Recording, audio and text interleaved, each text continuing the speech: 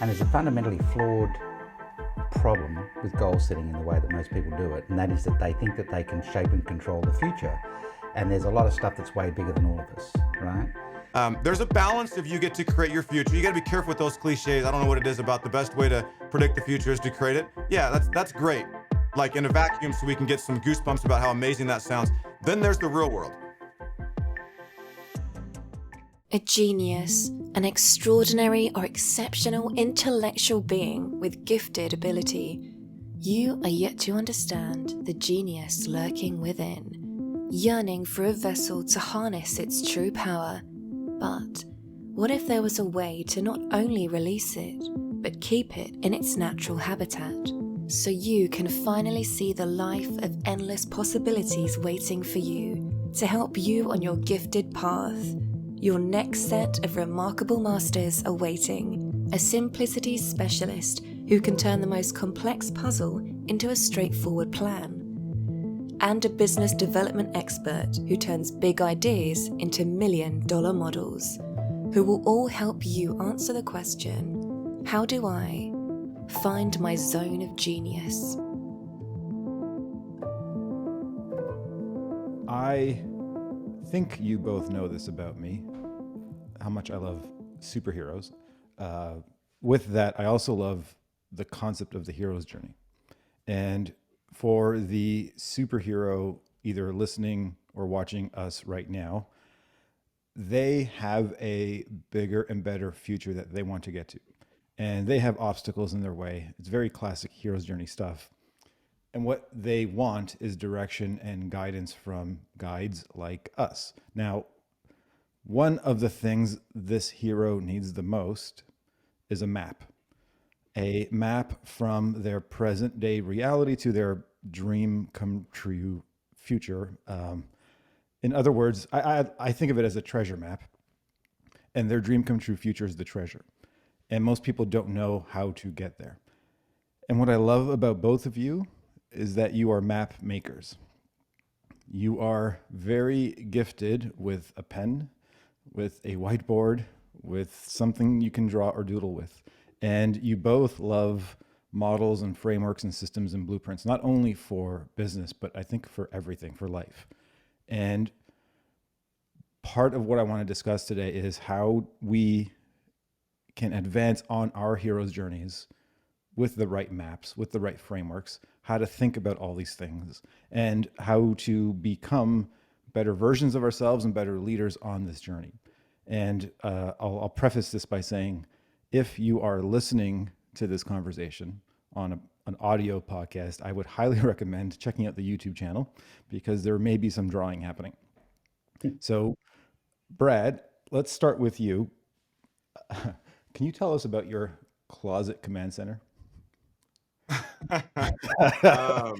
Yeah, it has evolved. It has evolved from the last thing that I sent out. But speaking in terms of maps, models, frameworks, you said, how do we make progress towards this dream come true? And I don't think you can make progress or advance towards something unless you have an idea of what it is. And there are some different pieces that go into this. So my command center for me is, I realized, I'm like this weird person where I'm like hyper focused, but I'm very easily distracted. And there's a whole, you asked me about some like principles of leadership, personal development, and some of them that I shared, this might make more sense as to what I sent you, was actually how do you define it and then actually stay focused on it? Because one of the biggest things that we find is distraction. Just purely in progress is just getting distracted. So for me, I'm like, well, what's the simple solution? If I'm going to stay focused, I need this thing literally staring me in the face every single day. So in my closet, which I look there, it's where I'm going to go every single day. And in my closet, I have the things that I'm focused. I basically have my destination outlined with some guiding principles that I'm going to follow along the journey. And the destination's outlined at two levels. First, sort of at a philosophical level, like, why do I believe that I'm here? I've created a theme for my life and my existence. Then I've got some rules and principles that I'm going to follow along the way. And then the next thing is, cool, what are the very specific, tangible, like what are the next milestones? And before I had them on a piece of paper, now those are sticky notes. So I've got like 6 up right now that are my 6 current sort of project milestones that when I go in, it's like, all right, that's right, I'm up to doing that. Here are the principles that I have that are guiding my life that I'm going to stay true to. And then next milestones and the different aspects of my life are these 6 things, almost like projects, but a little bit higher level than a project. And so that is intentionally in the spot that I wake up to every morning, in the spot that I, anytime I'm putting anything, any of my stuff away, it's like, yo, this is what you're up to. So stay focused and stop being distracted by whatever thing caught your attention in the last 3 seconds. So why do you believe you're here? And how did you come up with that? Because to me, that's a question that people ask me all the time to figure out for them. And I'm curious what that process was like.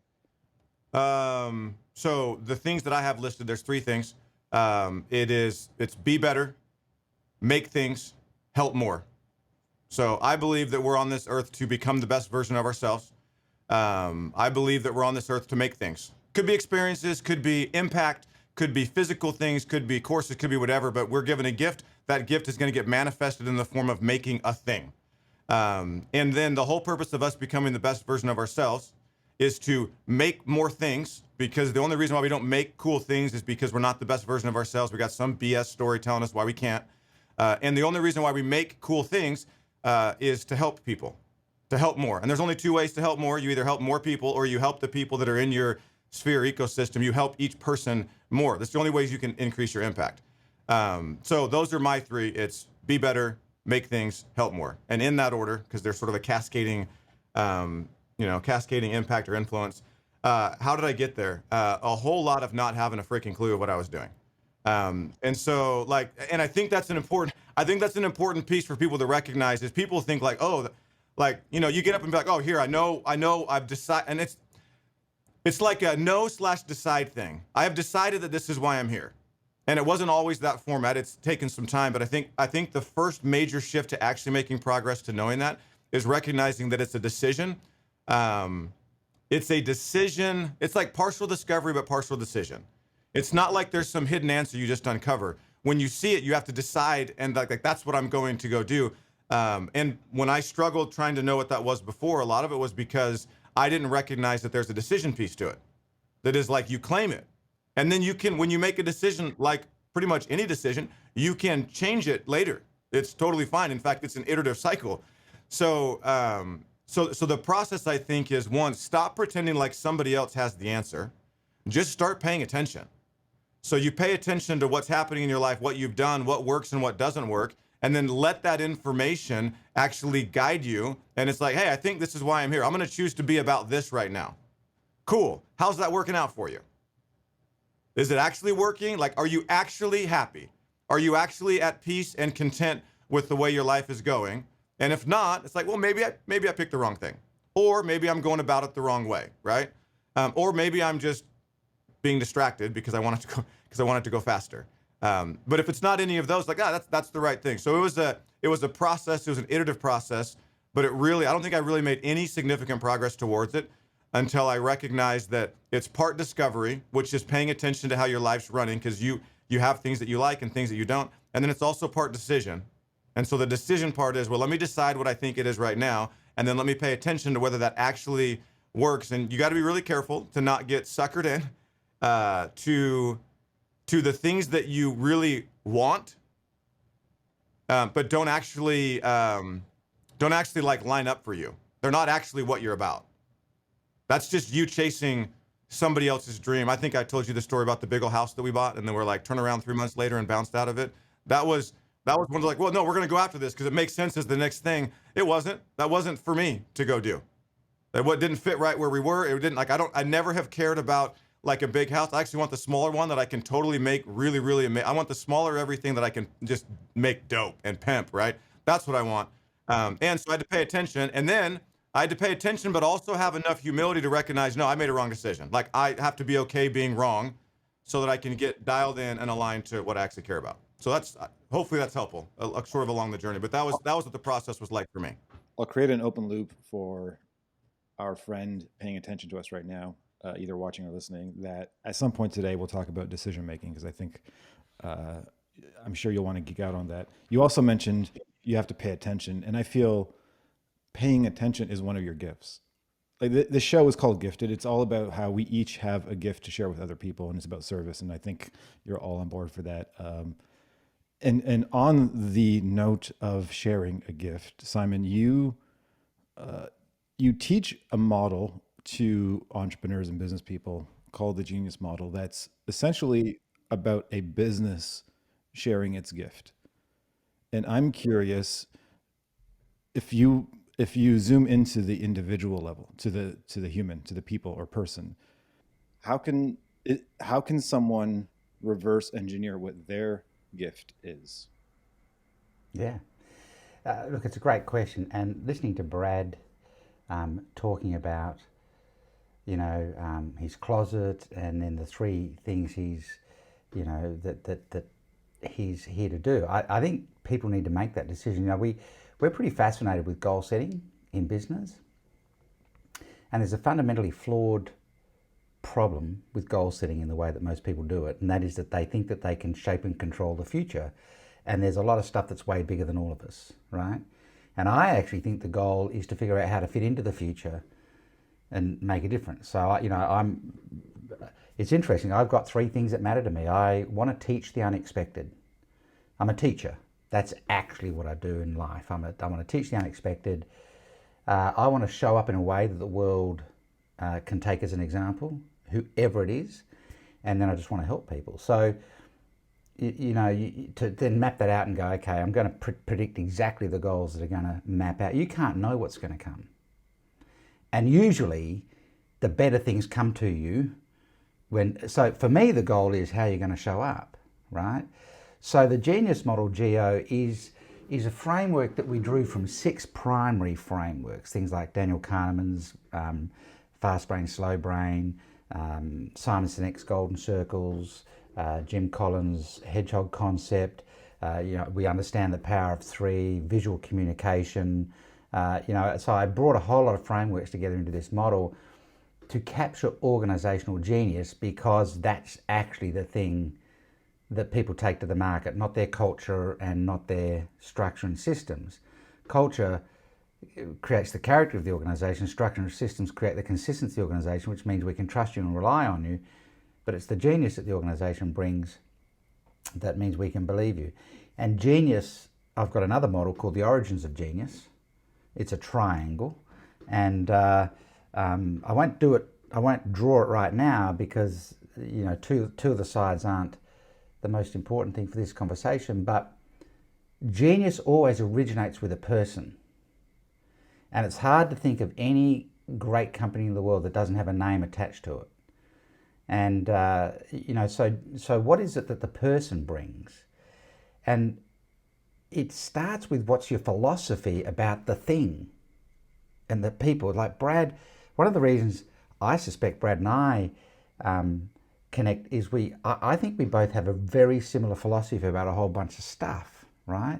Because your philosophy about things matters. Your philosophy about the thing, your philosophy about people and what it should do for them and everything else. So what's your philosophy about things?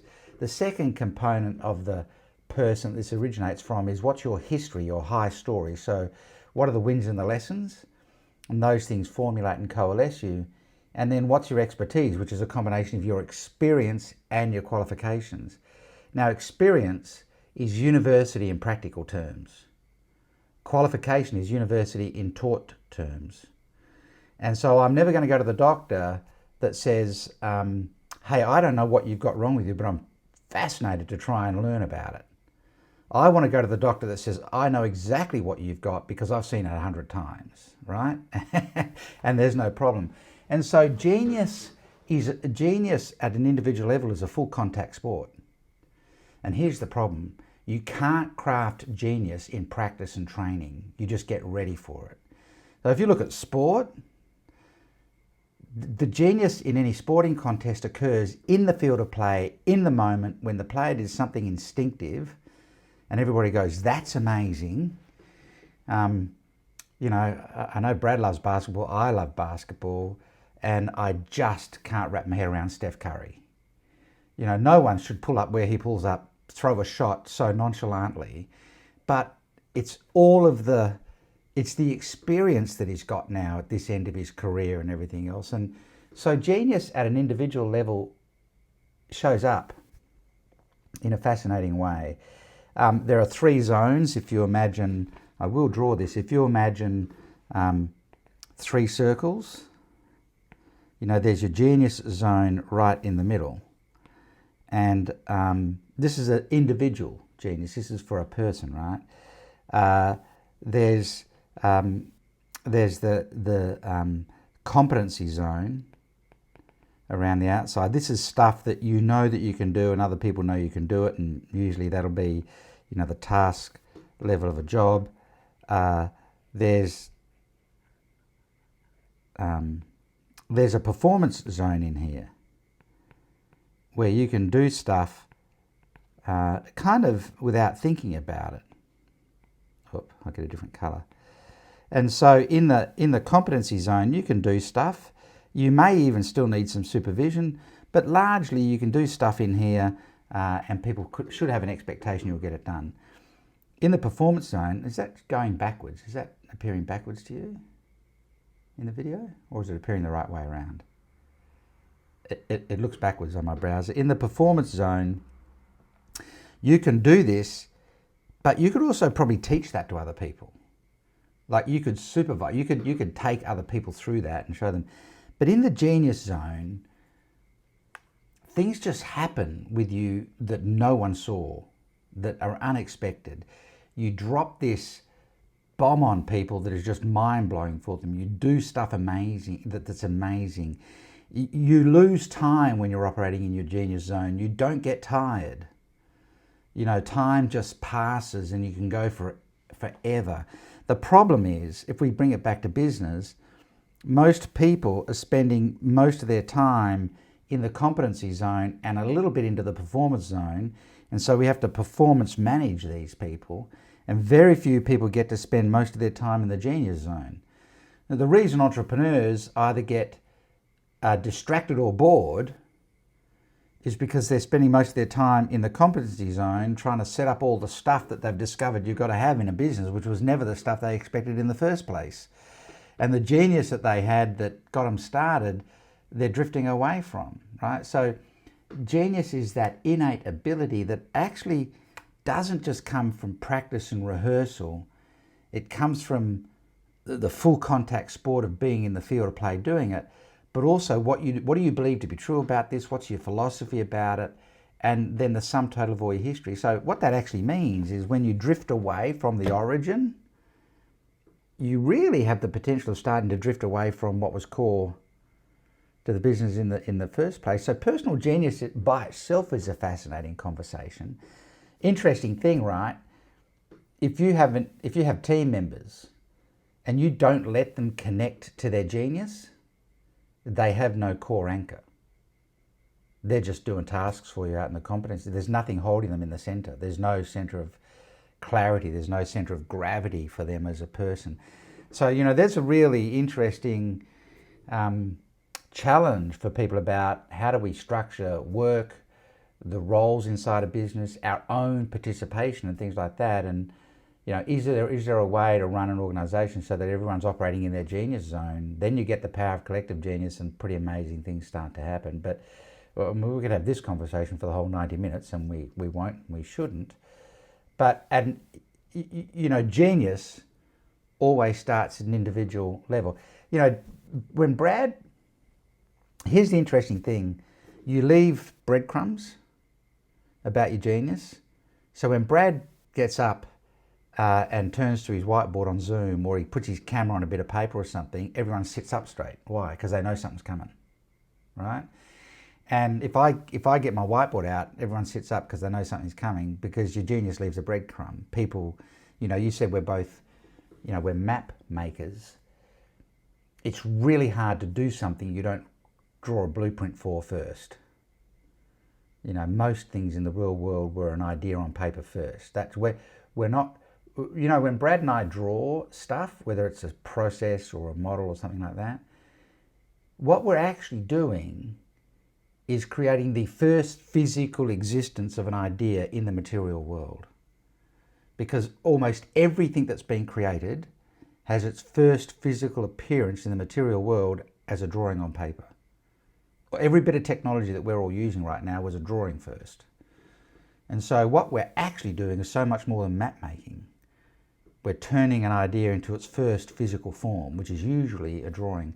And that doesn't happen when you just talk about it, you know? That's why the dynamic is so damn powerful, you know? But, you know, if we can't anchor people to genius at an individual level, it's really, really challenging. You're into performance management, basically. And there's this thing that I talk about a lot, and then I'll stop.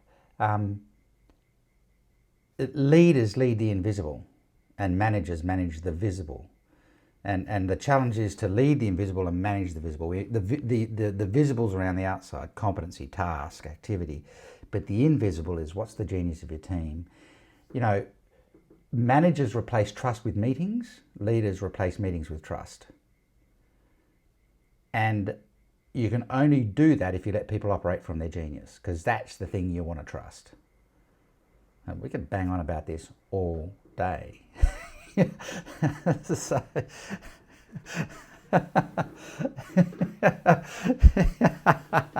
yes, well, it's really interesting, Brad, right? One of the times I saw you on stage, you know, up in Toronto, and you were talking about, you said something that just blew my mind, because it was the first time anyone had ever said anything to me that made sense about systems, right? And you said, you don't want automation, you want to make it automatic, because the system is people and technology, right? Well, systems can't fix people problems, but people can fix system problems. And it's hard to have a system that doesn't have people in it. Interestingly enough, the adaptability often comes from the people, the repeatability comes from the automations, right? And you need both. And the magic is almost always going to come from the people. So how do you build a system that gets all the other crap and nonsense out of the way and just lets people bring their genius to that one little moment in the middle there somewhere where you got to have a human doing something, right? And it's usually going to be something about a relationship or, you know, something, but it's going to need some human magic, and it'd better be their genius that you need to put on the table at that point. Otherwise, get a machine to do it, you know? That was singularly one of the most significant things I've heard someone say, you know, in the conversation about systems. Everyone's obsessed with automation, which is almost like eliminate the genius of individuals in your organization, which means your organization's a commodity. Nothing special. Yeah, they forget the reason why. That presentation was most likely called, it was either called or there was a slide in there that said automatic, not automated. Correct. And the whole point is that automation is about how you do something, but it's not about what you do. The whole point is you have to make it automatic first, which is what you want to have happen happens every time. And then you automate where it's actually helpful and advances. And a lot of people are like, no, I want automation. And then all of a sudden it's taking them 10 times longer to do what they were doing before they had the automation. And the whole point of it is to, like you're saying, eliminate as many external barriers as possible so that you can let the human have as much of its human capital to do what only the human can do. So that's the whole point of it. And if you ever get that mixed up, you're definitely you're going backwards, wrong path, going the wrong way. Key term, right, was human capital. It's not human process. It's human capital. Right. And the human capital is what's the genius of the individuals in your team. And if you let people operate in their genius zone, you can replace meetings with trust. You can go, I'm going to trust you on that because I know that you won't get tired. You know, you won't get bored or distracted because this is the thing that you do better than anything else that you do, you know, on our behalf. And I know I'm going to get some amazing stuff out of that. It's human capital, not human process. It should be technological process plus human capital equals automatic magic, right? Yeah. That was a fabulous distinction for me. And I immediately felt good about not having really great automations. Good. Well, I got several of those for me. One of them from the last time we talked that at some point will come up and ties back into your comments about showing up as a way to be an example. But before we get there, see how we're doing this open loop game, Gio? I like this. We got 2 open loops now. We should just call them out so that people are very clear on what the open loops are that we got to come back and close. I think on this genius thing, because you've started this off, Gio, by like, okay, what was the journey like? And finding and discovering it's the genius part is more about discovery. You do have to decide to take it, but I think it's more about the discovery of it than it is I'm going to be about, you know, what I talked about at the beginning, which is here's why I believe that I'm here. Here are the principles, and here are sort of my projects that I'm working on. But you asked, like, what was that journey like? Interestingly enough, I feel really comfortable right now with my current understanding. I'm using my words very carefully. With my current understanding of my genius, I don't pretend to have it totally figured out. But there have been some really interesting lessons about the process of discovering what that is for me. And one of my favorite concepts I actually got from Steve Harvey. He has a couple of YouTube clips, and he talks about the difference between your gift and your passion. I don't know if you guys have seen this clip, but it is so good. He says, your gift is the thing that you do the best with the least amount of effort. It just comes naturally to you. And then he goes on to tell stories. And I find the stories, this is called paying attention, by the way. This is an example of paying attention. I find the stories to be as interesting as the cliche that he says about gifts versus passion, and gifts being the thing you do the easiest with the least amount of effort. And the two stories he gives are one person who made fried chicken and started, I don't remember which chain it is, but it's a massive chain. 3 stores. One was chicken. One was Marie Callender's. She was working a dead-end job at a diner and nobody was coming in. So she's like, let me make one of my pies. So she brought a pie in and broke it up into slices, one pie, and they sold it out so fast she had to leave and go home and make more. And has now turned that into a chain. And then he tells a story about a buddy growing up who mowed lawns. And he could mow lawn, like, ridiculous. And he talks about how, like, I don't know anyone growing up mowing lawns. It's really good. It's like this. I just want, from the day I was 3 years old, I've wanted to mow lawns, right? But it's the thing that he did the best. And then he turned it into landscaping companies. So when he talks about the gifts, he says, don't get distracted by your passions. You have to make room for your gift, which I love. It goes right in line with what Simon said at the beginning about, I'm more like, where do I fit? Like, I have something to offer. Where do I fit with the thing that I have to offer that I do the best with the least amount of effort, rather than this, well, I want to be this and I'm going to go imprint my vision onto the future. There's a balance if you get to create your future. You got to be careful with those cliches. I don't know what it is about the best way to predict the future is to create it. Yeah, that's great. Like in a vacuum, so we can get some goosebumps about how amazing that sounds. Then there's the real world. And while you do go create things, usually it's the result of actually not giving into, but actually leaning into, like, we all have gifts. And just like Simon talked about in the model of genius, like, they come from our experiences. They come from where we came from. They come from what we had to deal with. They came from, like, in the trenches. That's what actually develops, it's what actually develops the genius. So my paying attention, genius, is largely developed because when I was younger, I don't remember, probably 5 or 6, I walked into a room full of adults and I caught, like, the last sentence that they were talking about. And I thought for sure I understood what they were talking about. So I made whatever comment I made at 5, 6, 7, or 8. And I was way off. I'm sure you've had kids walk into rooms where you are. So everyone laughs because it's kind of cute or whatever. And I was extremely embarrassed. And so what that created as a coping mechanism for me, what it created is I basically said, all right, well, this is really clear. I don't say anything unless I understand everything about it, which is why when I start to talk about a topic, it's like, whoa. I'm like, well, it's because I spent so much time talking about it, because deep down at some level, I'm still deathly afraid of getting up. And I've done a lot of work, so I'm way better at it now. But I built that muscle because I was afraid of saying something and not actually knowing what I was talking about. So so one might say, well, your gift is, what was your gift? It might be, my gift was I got embarrassed. And then I created a genius because I was compensating, or I was reacting to that gift that was put into my life. So I think that process of it's a process of discovering your genius, but you have to pay attention and it will give you clues. It's like, what do I just do? And it's so easy, and I'm really good at it. And I got a couple of things that block genius I just want to mention. I'm really good at it. It's really easy for me to do. And then there's a phrase that people say a lot when you're trying to discover your genius, which is both a cliche. I'm not a big fan of cliches, but it's also very true. And it's what is the thing that you would do if you didn't get paid for it? People talk about that as a cliche. I had an experience like, oh, now I get what that means. I was talking with my brother. It's like 11:30 at night. And I am insanely good at, let's just reorganize your life and let's stop doing crap that doesn't matter and let's do the stuff that does matter. So he's an executive for a very large software company. And he's like talking about all these things he's got going. I'm like, well, what if you just did this, this, this, or this? It's now 11:45 midnight. We're out in our car in front of his house. And I'm like, well, hey, you should do this. And I had him pull out, like, literally I had him like messaging his assistants and the other executives like, okay, here's how you can communicate with me. Here's how you do this. And it hit me like, I would do this. Like, I don't even care. There was no thought in my mind about, I'm going to send an invoice for the consulting. Like, if I didn't have to worry about making money and all I did was woke up and I'm like, what am I going to go do to make things and help more? I would just figure out a way to get people to come ask me questions about how to organize the stuff in their business. So it's that recognition of like, oh, I'm actually really good at this. Here's what I think blocks it. And I think this is important. Distraction, we've already talked about that, but the bigger one is fear. And what I mean by fear is people are afraid to claim what they're really good at. They're afraid to claim their gift. They're afraid to say out loud into the world and into the existence, holy crap, I'm really good at that. Like there are probably a lot of people that, or there are probably people that will listen to this that are as competent, if not better teachers than me and than Simon, but they're afraid to claim it as if somehow they're being arrogant or they're being cocky or they're whatever. It's like, no, you actually have to also be able to stop and look back like, no, I'm really good at that. Period. Yeah.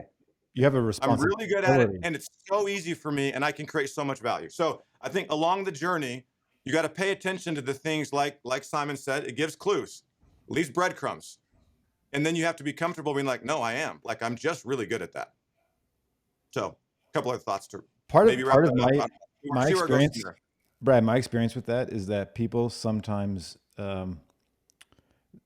they can't accept it as a gift because it comes naturally, and they assume other people are just like them, right? So if you have a gift for one of mine is I would consider pattern recognition, which I think is probably a shared gift for the three of us, where I see patterns differently and things pop for me, and I would just assume, well, everyone can do that because I can do that because everyone can walk and we all have this, we're all human. So we all have these characteristics, not realizing that, wait, other people don't have this, or they don't have it to the same degree.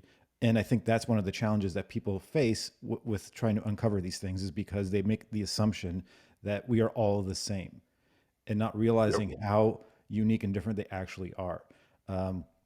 Which is that's a good indication that it's a breadcrumb, by the way. So if someone's like, well, how do I figure this out? I'm not sure. Here's a good indication.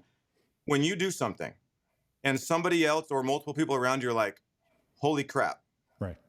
Big fat slice of, like, it's an entire loaf of a breadcrumb. It's like, yo, that's the thing right there. And you're like, whatever, I didn't even do anything. Yeah. That should be like bells should be going off in your head, like, oh, this might actually be the thing that, like, it's just like, I have a daughter that loves to bake. She loves to make food. I hate making food. Right? And what she makes, everyone's like, oh my gosh, this is amazing. Breadcrumb, ding, ding, ding. Like, this might be the thing. It's so easy. You're really good at it. So anyway, I love that. I'm glad you called that out because it's totally true. And the way to see it is when people react. And I don't know how long I spent going in and talking like client journey stuff or getting up on a dry erase board before I was like, literally, I was thinking like, I don't know why everyone thinks this is amazing. It's super easy. It also is what leads to the fact that when I do present, a lot of times I'll talk really fast because I'm sort of like, well, I don't want to take up time because I feel like I'm just going over stuff that everybody already gets. Yeah. It's like, no, slow down, because that's the thing that you can do that other people can't. And it took me a while to recognize that when people respond that way, it means something. And then two, to actually be comfortable with it. Well, we've grown up. I mean, you're totally right, Gio.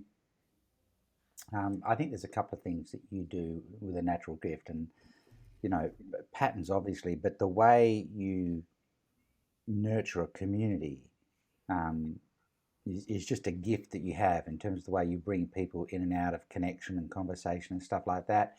And it's so calm and easy. And I think one of the things that happens is, Brad's absolutely right. You hit something when everyone around you goes, wait, hang on, what? Or they pick up their pen, or they just like, what the hell, And it's probably only 10% of 100% of what you've just done. But that 10% is also what people will pay you for. And you could almost do that and not worry about the other 90%, and they'll pay you the same amount of money, right? Right.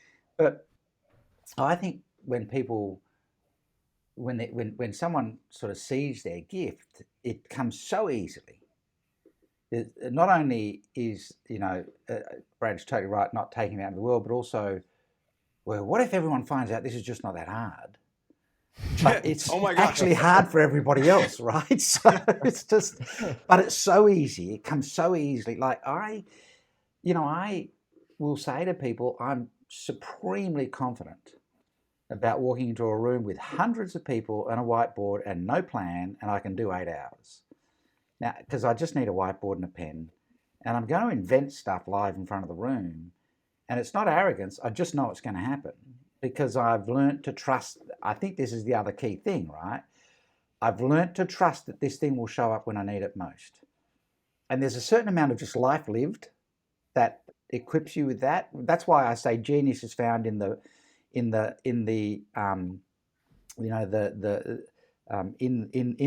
midst of full contact sport, because you've actually got to be in the furnace to find out if this thing's going to show up, right? But when it does, time and time again, you start to go, okay, I don't have to plan for that. It'll come. Like it's just give me a room, a bunch of people, a whiteboard and a marker, and I'm going to make some magic happen, and I'm going to draw to do it, right? Now, it can be really flat until I go to the whiteboard and I get a pen in my hand or an iPad, an Apple pencil in my hand and an iPad, and then it's on, right? Like it's just, so I don't even need for the audience to see it. I just have it in front of me. But I think one of the interesting things about genius is that it's not genius until you trust it first. Whoa. But when you know it's going to show up, then it's become genius. Because you can turn to it any time. You can turn it on at any time. Brad can sit in a car at 11 o'clock at night and just reshape someone's world for them. It's not genius until you trust that it's going to show up. And you want to know when that happened for me in terms of presenting? It was actually at a Geo event. It was one that was like your small, there's probably 20 people there, and you had some part of your council group, and everyone got like maybe 10 minutes to get up and talk real quick and just talk about a concept or whatever. So I'm sitting there and I'm in the, if I go back to your model, Simon, I was probably somewhere in like the competence or performance, but I was really worried about what I was going to say. I'd literally, if I showed you the notes, I had like a little Post-it note, and I'm like, okay, here's sort of the outline. I was trying to map out what I was going to say, and I was about to go up. I'm like, okay, this is going to be the one where, because all that I could speak and I can present. I'm totally comfortable doing that. And I'm like, this is the one where I'm going to get exposed, because I literally have no idea what I'm going to say. And J-Mac was with me at the time, and I was talking to him, and I'm trying to outline this thing, and I couldn't get it. And this is the first time I've ever walked out on the stage. There were probably 30 or 40 people there, and they're all very successful business owners, and I had no outline in my head. I don't know if you remember this. It was the one where you came out. It was the first time you came out and you played something on a piano. Yeah. That was like the intro. It was like you were on the piano. You probably know what you've been through. I think it was in California. And in the next 10 minutes, I delivered the best and most concise 10-minute summary of what we do that still to this day is the backbone and of the architecture of everything that we do at 6th Division from a client journey standpoint. And I got down, I was like, holy crap, what just happened? That was like the moment where I started to trust it. Anyway, that's an example of, I didn't intentionally trust it. It just happened. I had no other choice. I couldn't go up there and not say anything, but I had to go up there. So it just sort of came out. So it's the idea that genius isn't genius until you trust it. Love that idea. And that's you just outlined another huge breadcrumb, Brad. You know those moments when you do something, and in your head you're thinking, oh damn, I got to get a photo of that before I leave here today, or I need to get a recording of this because I just blew my own mind. I constantly say, like, if I just start talking, something's going to come out, and like almost every one of my good ideas, I caught it on the way out of my mouth. I didn't think it in my head. Yeah, correct. I need to get that copy, right? Because that's the backbone of 6th Division now. I know someone did anyone record that? Like, what the hell? Like Zoom has been a boom for me because I just record everything, because who knows what the hell is going to happen. So true. But that happens because you've learned to trust it, right? And the interesting thing about this for me, I'm 60 and I feel like I'm just hitting my straps, because I reckon up to 40, I actually didn't have a clue. I just like, it was almost like, certainly up to 30, it was like, I'm just going to train hard, right? And get the skills. And then from like 30 to, 40, it was, no, I can really build some performance power here. But, because 40, you're starting to head out of the warrior phase of life, and you're moving, like, other things are important, and it isn't all about the number that you've accrued or whatever. And You know that you have the biggest moments of impact with people when they most need it, not when you most planned it. That's why you've got to trust it to show up, because you never know when you're going to need it to show up. It's only when the other person needs it, and you can never plan when that is. Because it'll be 11 o'clock at night in a car outside your brother's house talking about business, when it's least expected. And, it's you can't put old heads on young shoulders, and there's a certain amount of time you just got to spend in the middle of the game, right? Yeah, I remember in that window, Simon, I remember there were a couple of people that I saw, and I still have, like, with people that are older, I have this aspiration of, like, I want to be that wise. And I've had enough moments where I'm like, okay, and I know that the only way to is to continue to keep going. And now, and I agree with your timeline 100%. 20s is grind, grind, grind, no real idea for it. 30s, you start to build some success around it. But it wasn't until late 30s, 40s, for like 40 for me, was like, oh, that's the thing that I do. And I'm not going to be afraid of it. And I'm going to trust that if I just live right here and I create frameworks and models and I'm on phone calls with people recording stuff, if I just do this, I can put everything else around me. And I'm excited. I'm excited to see what happens when I get to 60. But like, I remember aspiring for, like, oh, I want to have that. And I almost, like, I was trying to make myself be wiser. I'm like, no, you can't. You actually have to just have the experiences. You can't speed up time. You just have to have the experiences. The only thing you can do is pay more attention. But even then, you still have to have all the experiences. There's a model I teach that around this whole thing. And I actually want to share, Simon, you mentioned one of my gifts is around bringing people together and connection. You use that word. And I remember from 2013 to 2016, I probably had hundreds of people say, you're so good at connecting. You're such a good connector. You introduced me to this person. They were like, they're now my best friend in the world, or we're collaborating on a project. And I kept saying, I don't understand this. Like, I just introduced two people. It's the simplest thing in the world. Everyone can do this. I can't claim this as a gift until I realized, and it just hit me over the head one day in 2016. I was speaking to this woman, Lisa Ferguson, who teaches people about their strengths and stuff, Strengths Finder. And she's like, do you know how good you are at this? And finally, okay, I said, well, let me believe you enough to be curious enough to think about this whole thing as a framework. And then I realized, oh, wow, what if I actually am that good? What does that mean? And then what if I actually harness this? So I take a strength or a gift and I practice it as if it was a sport. And that's when everything kind of really took off, because I owned it. And that ownership of the gift. And to me, when you own the gift, it turns into a superpower and you actually practice it. And it's way more than a strength.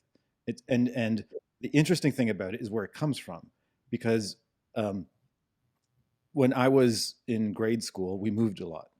I went to 5 different elementary schools, and that turned into a lot of bullying because I was always the new kid, and that bullying was a pain in the butt.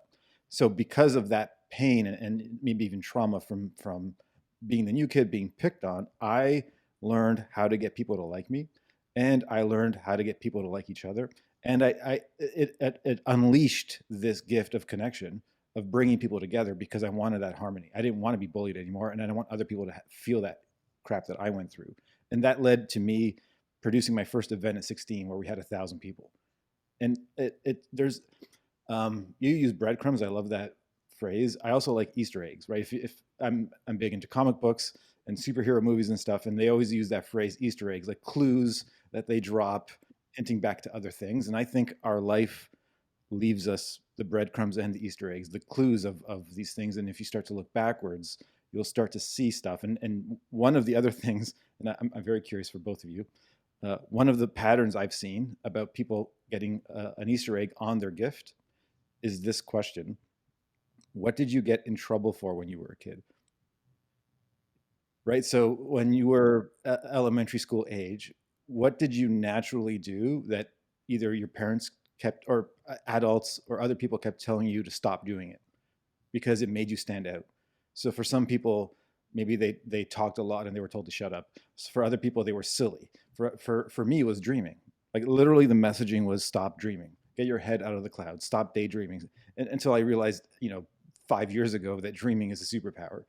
And goes back to that. Like Brad, you walk into a room, you make a statement, you got in trouble for it, or you were laughed at, or right. Well, yeah. It's what did you get in? So the questions that immediately come to mind is a couple of variant questions of the same thing would be. So what do you get in trouble for?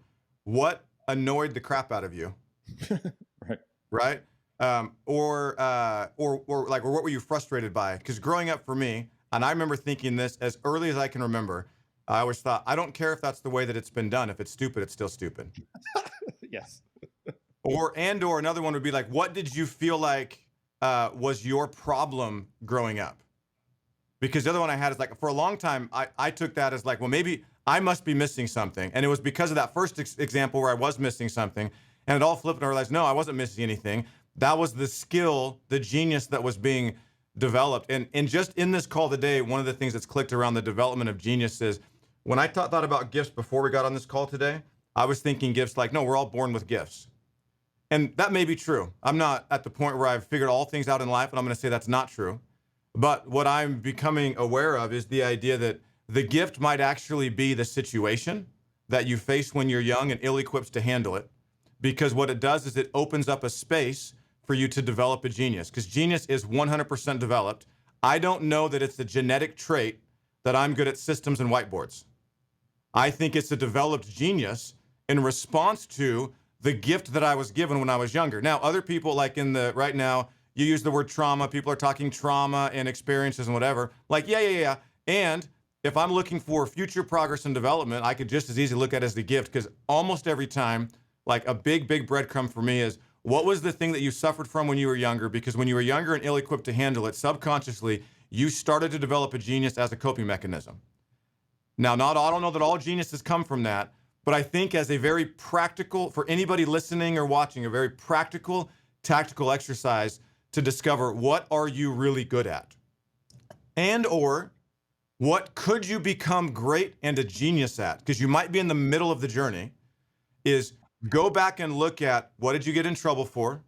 What just didn't make sense to you? Like, it doesn't make sense. I'm annoyed by this. I'm frustrated by this. Where were you like embarrassed? Like, what situation when you were younger that maybe annoyed you? And maybe you've been dealing with that your whole life, but really if you flip at it and you look at it as a gift, could turn into, or already has turned into, this genius. So yeah, that would be the slight variation. Yeah. Well, I think the idea that genius is formed is true. I don't think it's genetic, but I think the part that, and once again, if we go to the breadcrumbs or the Easter eggs, Gio, your story about 5 different elementary schools and things like that, and you said something really interesting. So I've trained myself to look for genius and then look for it in companies, so in the collective.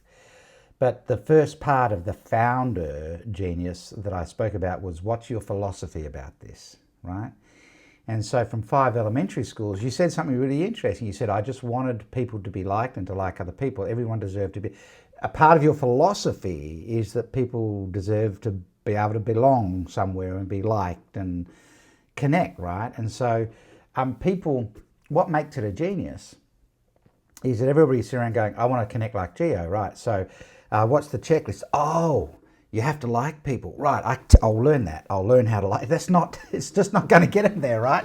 Because it's not a process. You can't turn genius into the process if people don't buy into the philosophy, So, like Brad's going, I don't care if it's, if it's been done like that forever. A dumb idea is still a dumb idea, right? So, I think you build the foundation for genius to emerge through the experiences and the wins and lessons of life, but also the opinions you form about them as they go along, which is your philosophy. And then you'll go off and study things and gain experiences that are kind of attracted to you or attractive to you based on this philosophy that you're holding. You'll start to channel yourself. It's a bit like Google. You'll start to see the things you're interested in and not see any of the things that you're not interested in, right? And I think the challenge is you got told off for dreaming, right? I got told off because I pulled everything apart. If it could come apart, I pulled it apart. I wasn't always able to put them back together again, just to drive my father mad. But I I was one of the lucky ones. I had a phenomenal father. You know, at his funeral, I delivered the eulogy, and I was able to, I've got 45 first cousins on my father's side of the family. You know, it's a big family. And I was able to stand at Dad's funeral and say, I can't remember him ever getting angry with me my whole life. And then afterwards, my cousins are all telling, you know, the same sort of stories. So I'd pull stuff apart. Might have been a power tool or something, you know, something that Dad, and I couldn't get it back together again. He'd go, well, keep working at it then. You know, I really need that drill. You know, so it's just like, yeah. And I'm pretty sure but here's the philosophy. Everything that you can pull apart, you can put back together again. You know, everything can be made whole again. And so a big part of what I do with models is coming from this place of everything has a hole to start with. Find the hole first. And so much thinking, I think, is done in reverse, where people start with the part and try and figure out that part, and they never get to the whole, the big picture. But everything has a hole, so everything can be pulled apart and everything can be put back together again. I think that's true for humans, you know, for relationships and so many things. But this philosophy comes from this, I was just allowed to experiment. Now, I wasn't allowed to experiment in quite the same way at school, and particularly not in the science lab. You know, that was not a good place to be pulling stuff apart and you know, not entirely safe. But I think, you know, when you were talking about why are you such a, you know, why is connecting people and getting them to belong your superpower, your genius? And there's only one other person I've met that does it really, really well, and that's Jason Gaynard. And the two of you, to me, are the standouts in doing that, right? But the other thing that goes with this is, damn, what if so many other people are really bad at this? What does this say about the world? Or, you know, what does this say about the state of affairs? You're like, or Brad goes, what if people can't think through things like this and find the inherent way to organize something? What does that say about business? Or, you know, if you're talking about leadership, what does that mean? Does that mean actually most people are really bad leaders, you know? And so then you got this burden.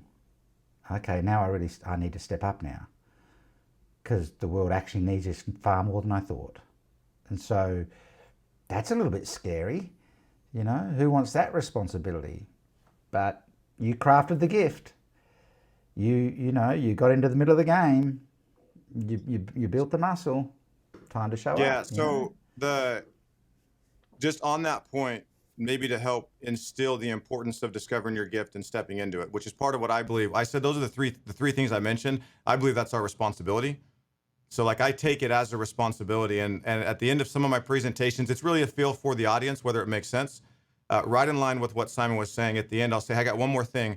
I want you to understand that what you do with this has implications, and it's going to affect a child that has not even been born yet. And then we'll have talked about client journey, like what on earth is he talking about? I'm like, let me explain something to you. If your client journey is dialed in and organized in your business, it means you have more of what I call life profit. You have more time and more space and more energy to think clearly, which means you're going to show up differently when you go into work into your business, which will influence and affect the people that you work with. They will go home to their spouse or partner or kids, and they will show up differently. And their kids will then show up differently at school and impact somebody else. And that person is going to get married and have a kid. And it's one of those things, like on the surface, you can be like, oh, that's kind of cute.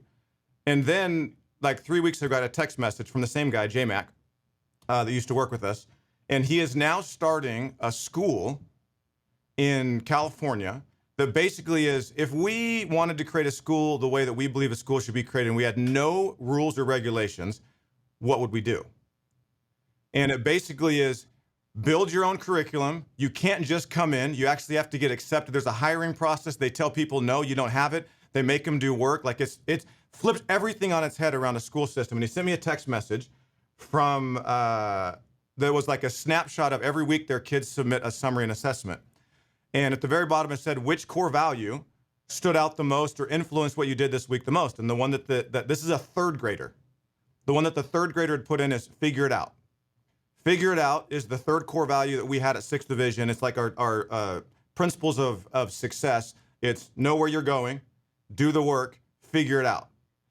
And then there's 3 other ones. So he sent it to me. He's like, there is so much more behind this picture, but he had circled the figured out piece. But like, you got to recognize this. So I go back to, holy crap. Like, I've said that because I believe that it's true, but this is an actual real account of the fact that there was a kid that was not even born when we started this.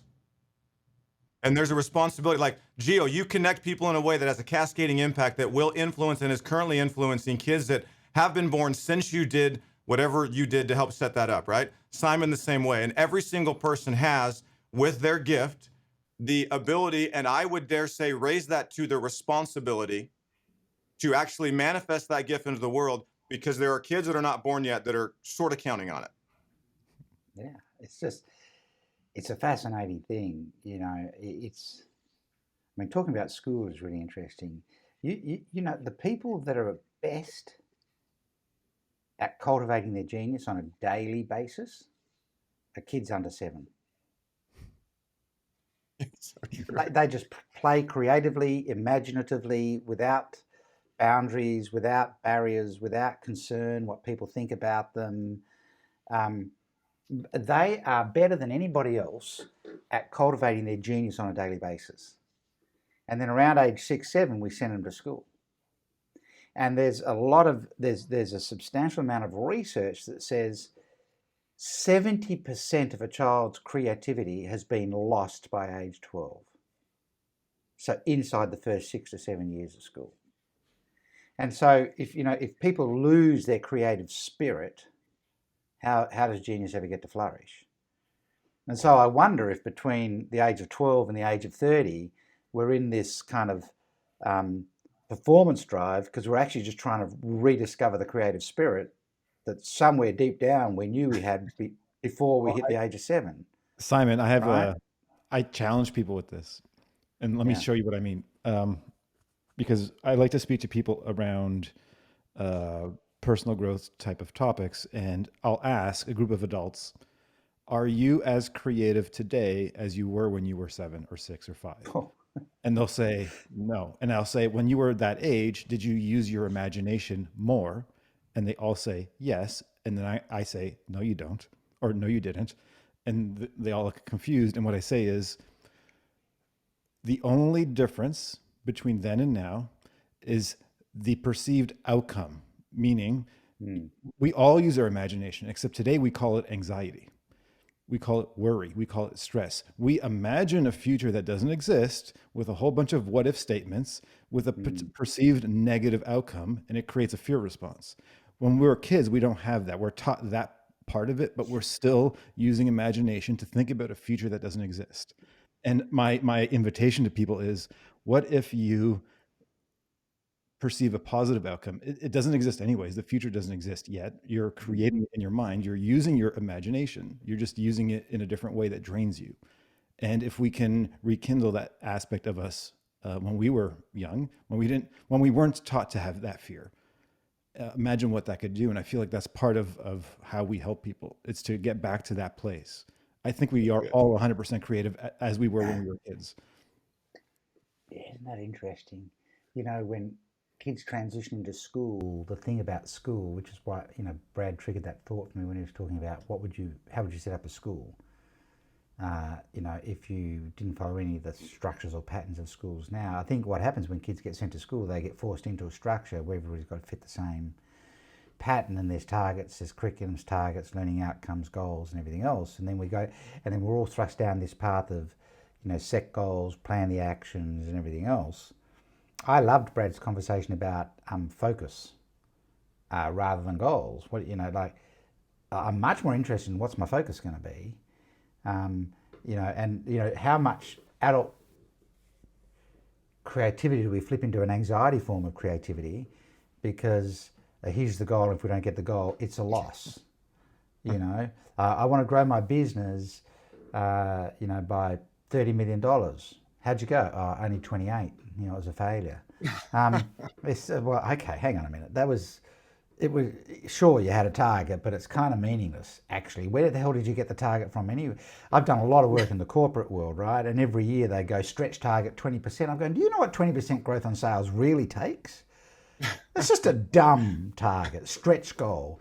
That's just management speak for we really want to, we want to push you hard and get a 20% growth on sales across, a multi-billion-dollar corporation is a big jump. And what are you, as the leaders, not the managers, but the leaders of this organization, going to do to free up the collective genius of this organization and make that happen? So how are you going to free up 20% more genius across the organization? Answer that question before you go to your people and tell them you're going to have a 20% stretch target in sales. Have you made the product 20% better? Have you reduced your costs by 20%? Have you increased your marketing by 20%? What have you actually done to give your people a half a shot? But it's a nonsense, right? But hang on, we want 20% more focus. Different conversation. We'd like you to be 20% more focused as you're selling. That's a very different conversation. I'm still going to ask you as a leader, how are you demonstrating that you're 20% more focused? But that's a different question, right? Which is back to the point, we've probably got to start closing some of these loops, but back to the point that Brad, I'd love that bit about what am I going to focus on? And how am I going to stay there and not get distracted and things? The structures that we put around things often shut down the natural genius that people would bring to a situation. I loved the idea of the gift is the situation. It's almost like the gift is the situation you find yourself in. The genius is the responsibility that you have in that situation. Yep. And you need to show up with it, right? Yeah, and I love this whole conversation around the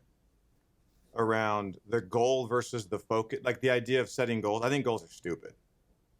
Because what they do, here's what happens: you set a goal, you create a window or a gap in which you can underperform, and now you've created the possibility for anxiety and worry about it. I have just chosen in my life to prioritize that. One, I just trust myself and the people that I work with that we're going to do the best we can. So I don't need to fabricate a 20% more number I don't need a whip on the back. I'm a human. I'm going to go as fast as I can, period. So that would be the underlying philosophy following Simon's models. I'm going to do the best I can. So I don't need to make up any fake things to try and drive me harder, number one. And then number two, I just choose to prioritize focus and a calm life over fabricated goals and unnecessary pressure that I put on myself. I make all the pressure on myself. Pressure, anxiety, any of that, it's only the result of the difference between what you expect and what's actually happening. And there's two ways to change that. Change what you expect, change what's actually happening. One of them is a heck of a lot easier than the other one. Yeah. And it goes back to what you said, Simon, at the very beginning. It's like, I'm just going to figure out where I fit and what I can do, rather than saying, well, here's what I'm going to go declare into the future. You have no idea if you can actually make that thing happen. So once you set it out there and then you have to hold yourself to it, it's like literally we used to do annual planning, quarterly planning, set revenue targets or whatever. Now what we do is say, well, look, this business works really well at these targets. So our current focus is to get there. And I don't know if that's going to take a month. Sure, I could arbitrarily say it's going to take a month, but then someone has a baby or somebody gets sick or COVID happens or whatever. It's like, no, I don't know. We're going to go there. And I trust that we're all going to work as hard as we can to get there. And even if as hard as we can means I've been grinding at this for 5 years and I'm going to go at a slower than normal superhuman pace. And I said all that on purpose. Then I'm going to go at a normal pace. I'm going to take some extra time off. That's as fast as I can go right now. I don't need to fabricate something. So it's like, no, that's where we're going. It's milestones. Focus is a milestone. I don't attach dates to them anymore. So how do you figure out the focus?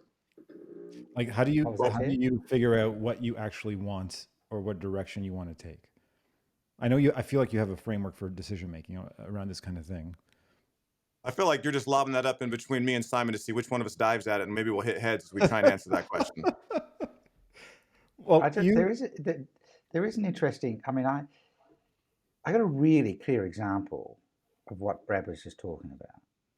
I did a whole lot of work on a gold mine, underground mining, and so by underground, the underground mine was 2 kilometres deep, 27 kilometres of road to get to the lowest level, going in a spiral, and a big open cut pit as well, producing about 1,000 ounces of gold a month. And to process the gold, they have a tank with 20,000 litres of arsenic in it. and liquid oxygen plants, which would just blow up if there's a naked flame anywhere near them and just vaporize everything on site. Wildly dangerous place, right? And I remember sitting with the mine manager, and he said, I've got a production target of 1,100 ounces of gold a month. Here's the one thing I can guarantee: we won't produce 1,100 ounces of gold. We'll produce less, or we'll produce more, but we won't produce 1,100 ounces. And he goes, targets are nonsense. If I produce less, I get into trouble. If I produce more, I may get some thanks or not, but we won't produce 1,100 ounces. But he said, so I said, okay, that's interesting. And he said, you want to know what my number one focus has to be? I said, yeah, what's that? And he said, I don't want anyone to die on my mine site. So the thing I can't tolerate, the thing I can't live with, has to be the thing I focus on. I can live with not producing 1,100 ounces of gold, but I can't live with someone dying because I was pushing to get to 1,100 ounces of gold. And so corporate get upset if we don't, but if everyone goes home safe, marriages aren't falling apart, we're not destroying people along the way, I can live with that. And it's just really interesting when you make decisions on the basis of, what am I willing to live with? Now you could have someone who's morally corrupt. They'll still make decisions that work for them, based on they can live with it. But decision making and problem solving are two different things, and yet we wrap them up into one. But they're actually two different things. Problem solving has a process, and then once you've figured out what a potential solution to a problem is, the decision needs to be made on the basis of, can I live with it? And if you can't live with it, it will eat you away. And if you can live with it, you best go for it, right? Show up. Yeah, and can we hold on? You can't blow past this, Simon, and drop more golden nugget wisdoms, because people need to understand what you just said. Problem solving is a process to identify potential solutions to a problem. It is not the process that gives you the algorithm and then the answer. It's giving you possible answers. And the only reason, if somebody asks you why you decided to do something, is because you decided to. If you want to go back and give them the things that you considered in the problem solving process, you can do that. But the only answer to the question, well, why did you decide to do A, or why did you decide to do B, or why did you decide to do C, is because that's what I decided to do. I chose it. And usually people, how did you know to do that? Well, it felt right. But is often what people say. So Simon closed the loop on that, Gio. You didn't have to ask me anything later. It's problem solving that comes up with option 1, 2, 3, or 4. Then you would cover, like with a piece of paper, all of your if-then scenario logic that gives you your final 4 options or 5 options, and you look at them, and one of them will literally jump off the page at you. You'll just literally be like, no, it's that one. And it's not, I know that it's not perfect, but that's the one I'm going to do. It was the same process we went through when we sold the house, when we decided to build and buy the house that was stupid, and then we decided to sell. It's like, well, here are our options. I'm going to ignore all the pros and cons. Everything I did in the problem solving process is now irrelevant. I have options, and then I'm going to decide. And you look at it, it's like, that one felt right. And when I went down the path of, well, what if it blows up? I'm like, I'm still okay if it blows up. That's like, take the guy that's running the mine, right? It's like, well, here are my options. I can push really hard to try and hit this number, and there's probably other options, but to simplify it, or I can prioritize making sure that my people stay alive, and we're going to produce whatever we're going to produce. I got 2 options. Which one feels right? That one. Somebody else might have said, no, what feels right to me is this one. Great. But you can't go then explain like, well, the reason why is because all of this decision-making process. No, it's like, nope, that was the one that felt right. And if it blew up in my face, I'd be totally fine with it. Is this a way to reverse engineer what your philosophy is and what your values are? This is what feels right? Because I feel like there's a connection between decision-making and choice that is in alignment with what you believe, what you value, and what the philosophy is. Yeah, well, here's why it's important that people get that decision making really is understanding the problem, the various options for solution, and then choosing the one that you can live with, the one that feels right. which is generally going to be made on the basis of, that's why philosophy is such a key part of genius, right? You're going to make it on the basis of your philosophy about this stuff. But here's the real importance of that. You will only fight for the one that you believe in. And it's going to be the one you can live with. So if you make a choice or a decision that's compromised, you'll give up on it. I can guarantee you that. You'll try and hide from it. You know, you'll self-sabotage it. If it's not the one that feels right, you know. So Brad could keep the big house, but at some point, stuff will show up. You know, there'll be unhappiness or, you know, discord in the household or something. But look at the house; it's a signature of our success and blah blah blah. And deep down, which only matters if it actually. Which only would matter if it actually were for me. And that was you're right on it. So what's the one that you can live with because it aligns with what you believe? And it's like, well, no, this is just dumb. Yeah, and so I think it comes right back to what's your philosophy about it. Gio, you won't make a decision. I just know this without even. I mean, we know each other well, but you would never make a decision that would hurt someone. Right. It's just not in your philosophy. So you could have 3 alternative solutions for a problem, and 2 of them are going to cost somebody something. And unless you can solve that, go on, Brad. Under pressure, somebody might make a decision that doesn't align, and then it's going to eat at them forever. Right. Yeah. That's a really good sign too. It's like, oh, I'm going to go this route, and then it's like I can't sleep, or I can't make progress, or when it's time to go do work, I'm like, I just don't, like I can't even get myself to go do work. Yeah, that's because you chose the wrong option. Because you were trying to consider something else besides what's the one that actually feels right and that I could live with no matter which way it goes. Yeah, and that's what I mean. It's a litmus test for your philosophy. You can field test these decisions where if you feel that kind of tension afterwards, or you can't sleep at night, then there's something there that's telling you this isn't aligned with what I value, what my philosophies are, what I believe in. Yeah. Yeah. Another exercise. Go ahead, Simon. Sorry. And then I got another exercise to help bubble that out.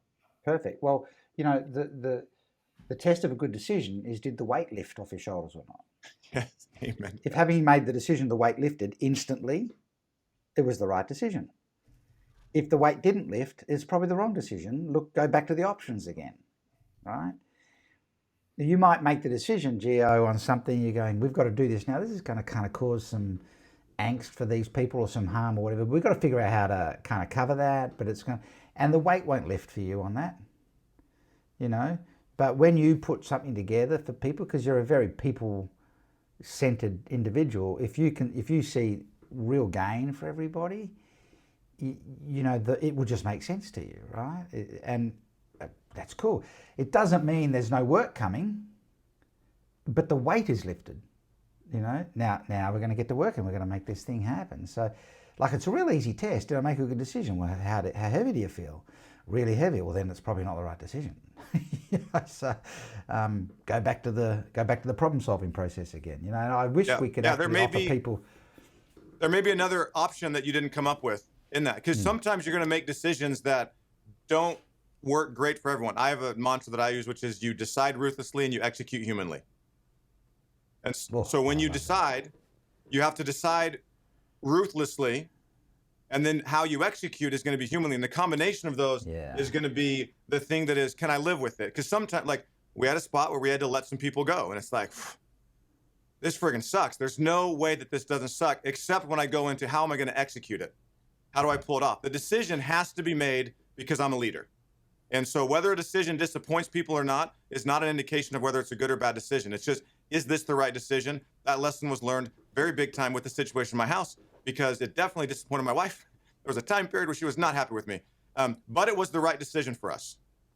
So there's a decide ruthlessly, which is like, look, this is the right decision. How are we going to execute this? Figure out how to do it humanly and cater to anybody that it may disappoint potentially. That's how you get to a decision like the weightlifting. When we made that decision and we had to make decisions to let people go, none of them were exciting. But in every single situation, it was like, whew, that was the right decision. Even before we pulled it off, it was like, yep, that's it. And it's still, we got work to do, and the work's not going to be fun, and I got to go sit down. In one case, with a guy and his wife that we just had moved down like 6 weeks ago from Washington to Arizona. And we got to tell them that we got to let them go. And they just signed a lease. Like, we had all sorts of things. So, but the decision is we've got to make that decision. Now, how do we execute it in a way that will be humanly? And then as soon as we decided, it's like, okay, there's a path forward. The weight was lifted.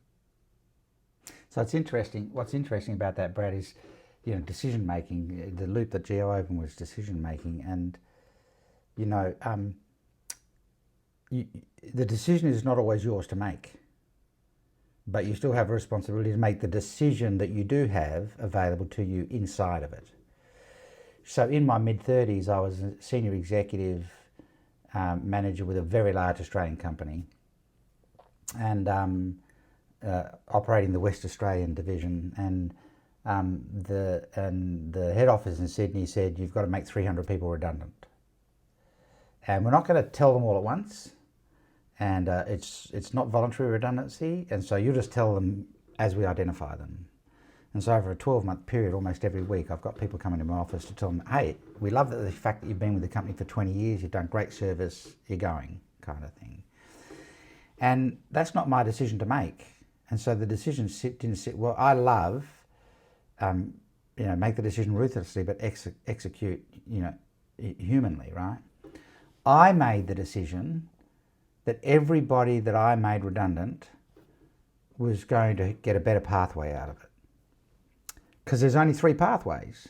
They retire, they go into business for themselves, they get another job and take a bunch of money with them as they leave. Once I kind of thought, well, there's only 3 pathways, I've just got to figure out, I've got to ask them which one they want and then get them on that pathway. So if they're going to retire, we're going to put financial planners around you.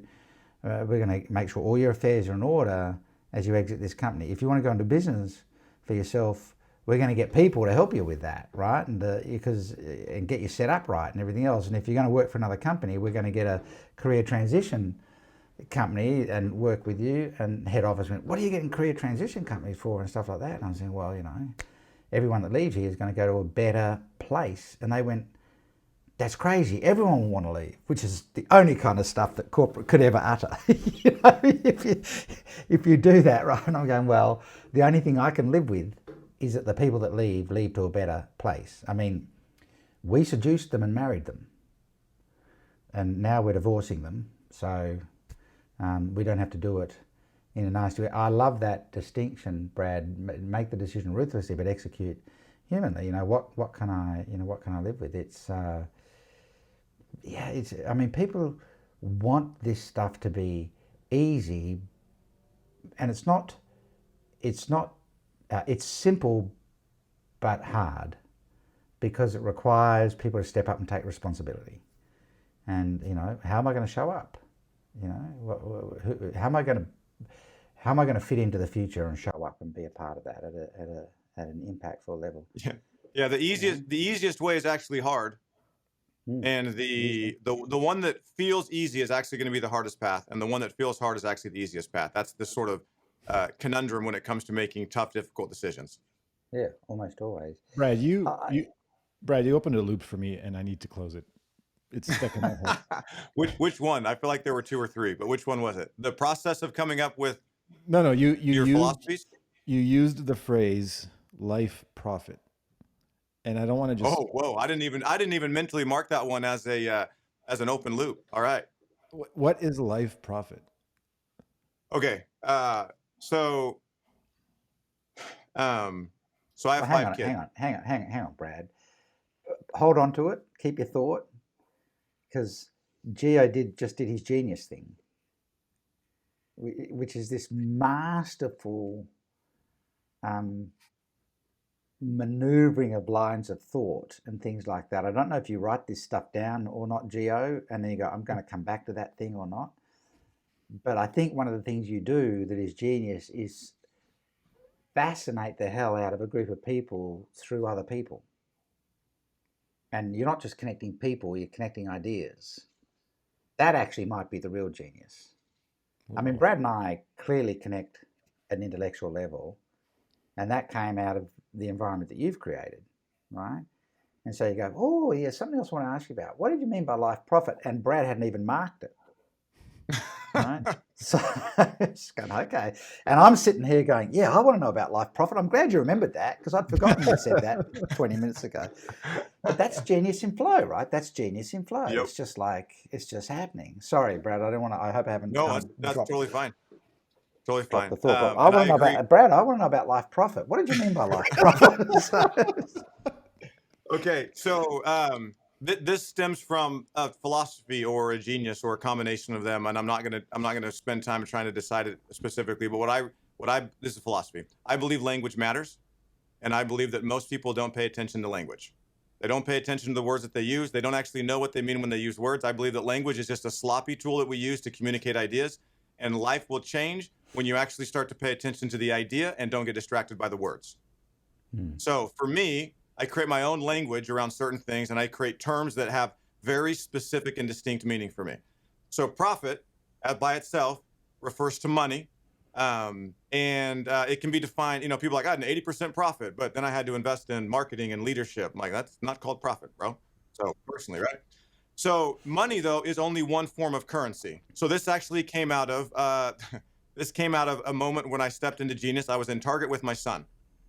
And he was trying to decide if he wanted to buy what were they? I think it was some basketball cards. Might have been basketball cards or some game, something, whatever. He had some money. And he was really like, he was probably 8 or 9 at the time. And he's really struggling with like, do I spend this money? And I'm like, all right, look, my other 2 sons had run off and they were looking at Lego sets. Where I'm like, look, here's how you break this down. And then what happened is, Simon, this is the like, oh, something came out. And I'm like, oh, well, I'm gonna write that down. I said, look, here's the deal. There's only, so I stopped. I'm a nerd like this. This actually happened almost verbatim like this. I'm like, okay, I got to explain something to you. Do you know what a currency is? He's like, no, this is my 8-year-old. I'm like, all right, a currency is just a thing you use to buy something or trade for something else. So money is like a currency. He's like, okay, I get it at whatever level. I'm like, there's actually only 3 currencies that you have in your entire life that you ever will have: time, energy, and money. You can spend time on something. The something that you're spending time on is another form of currency. And the last one is money. Anytime you spend a currency, all you're trying to do is get back more of a currency. And there's only 3 currencies you can get back: time, energy, and money. So as you look at this game you're going to buy, or this deck of cards, or whatever it was that he was going to buy, you're considering giving money to get back what? Time, energy, or money. It's clearly not money because there's no money in the cards.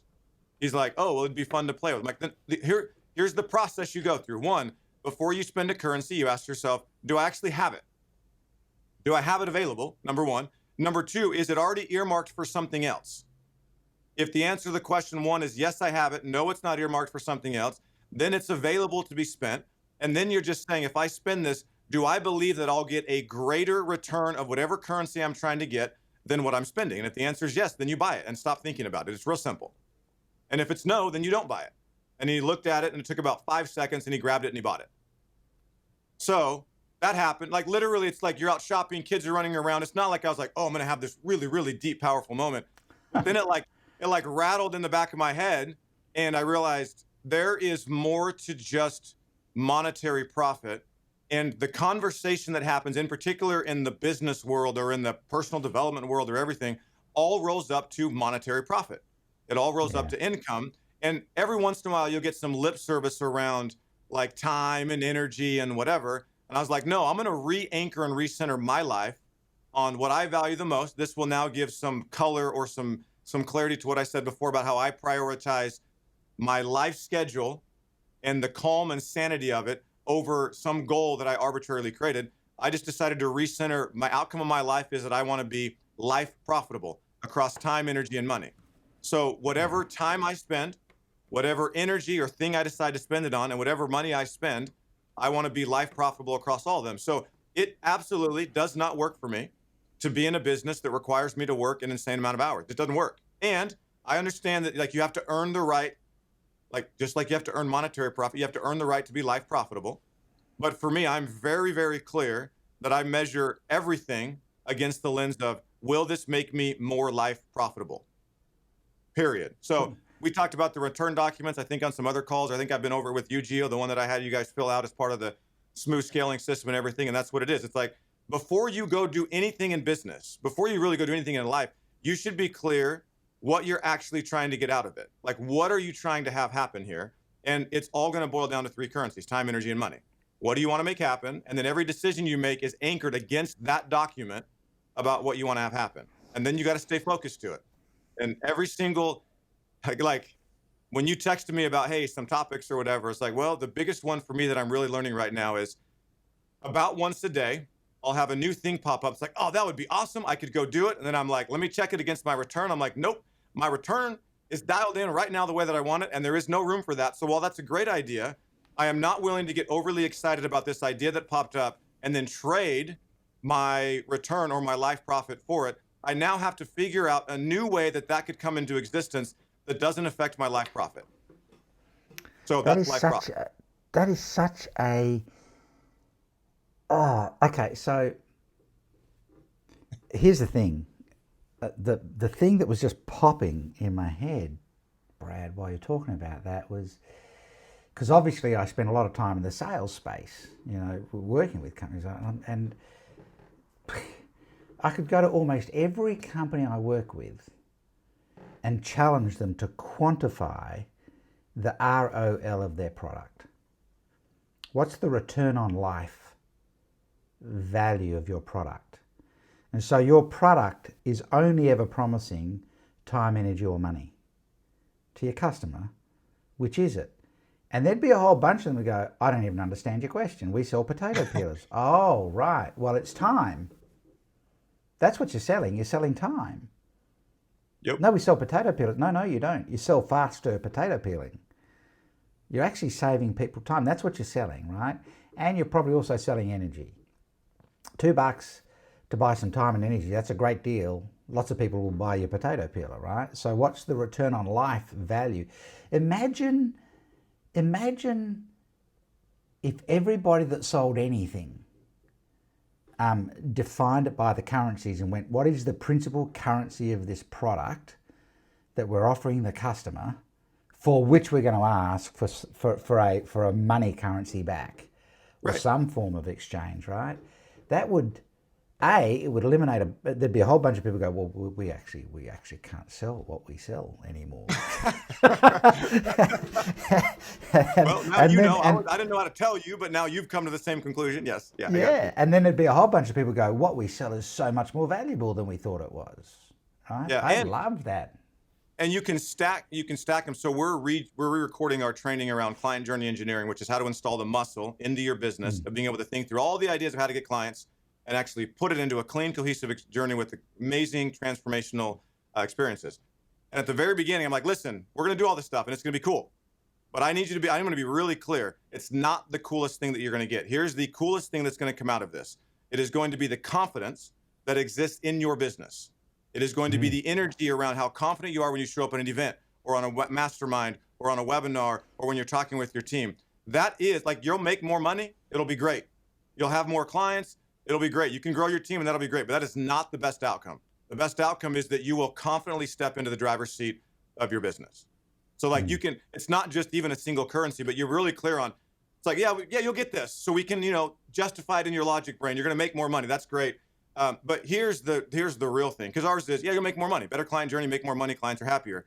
Really what it is, it's going to save you a ridiculous amount of time, but that's all just creating space for this energy that's going to be created in your business. And it totally transforms, you are spot on, it totally transforms the sales conversation, and it actually gets buyers or prospective buyers, it gets them into the mindset to be really clear about what they're actually buying. And it's not hard.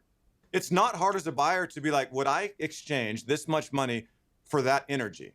It's actually how I decide to hire my kids for work around the house. It's like, okay, if I was sitting here, I have a son who does the dishes every night for my wife, and I pay him $25 a week.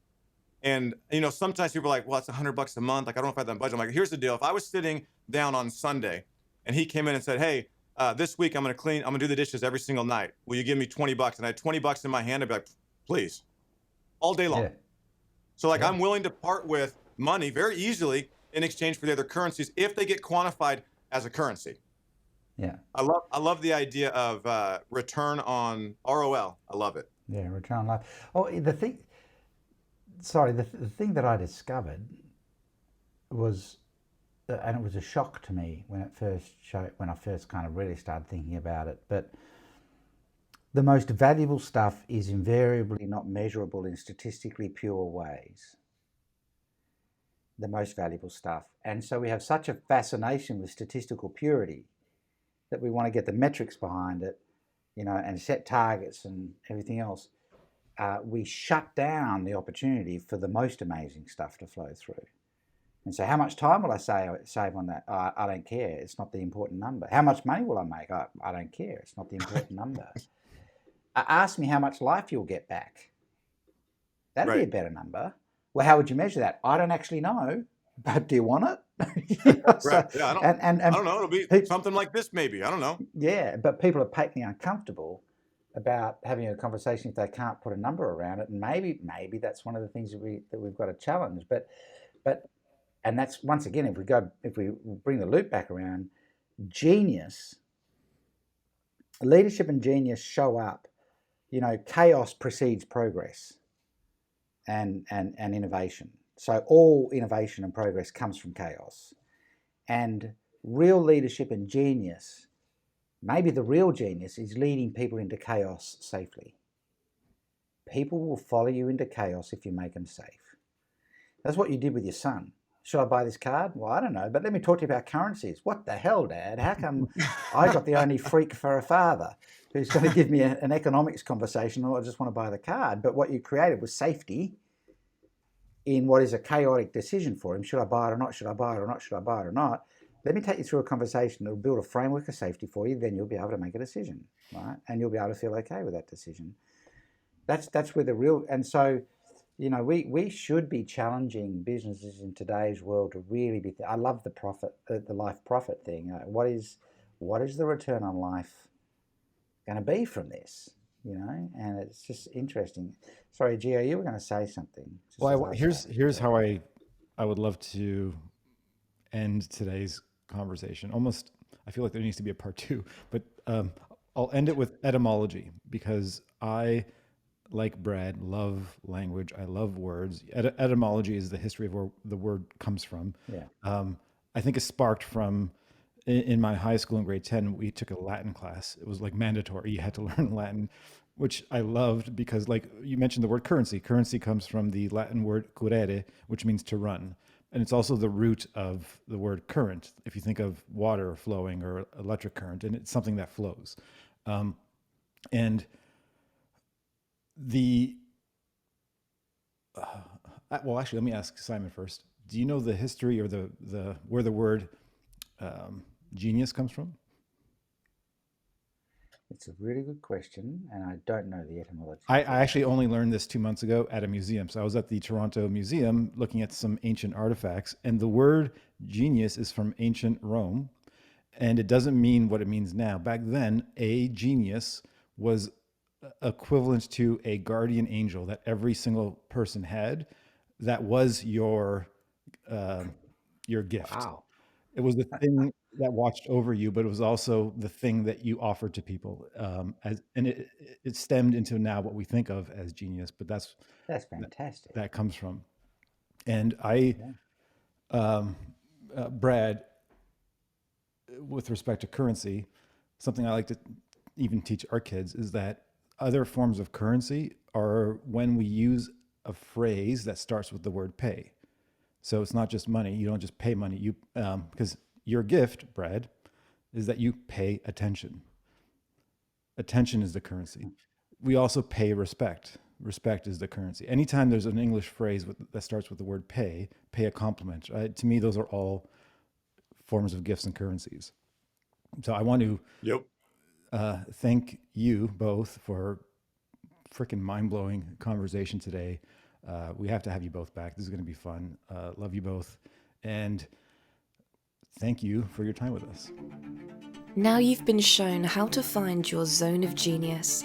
It's time to use it to its full potential, to thrive in its power and unlock a world you could only dream of. To move forward in your life and no longer be weighed down by fear or sadness, I'm here to tell you that you, my hero friend, deserve to be happy. See you next time as our next set of guides will show you. the secrets to health, wealth, and happiness.